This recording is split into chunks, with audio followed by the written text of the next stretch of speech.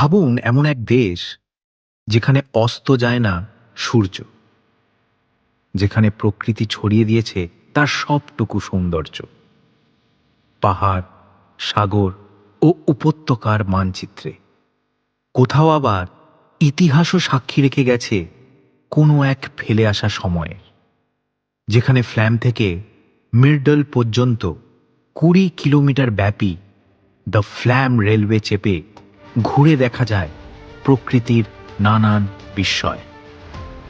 ট্রমজোর কেবল কার ride চেপে camera বন্দি করা যায় ছবির মতন সুন্দর দৃশ্যগুলি, যা যে কোনো প্রকৃতি প্রেমিকের মন জয় করে নেয়।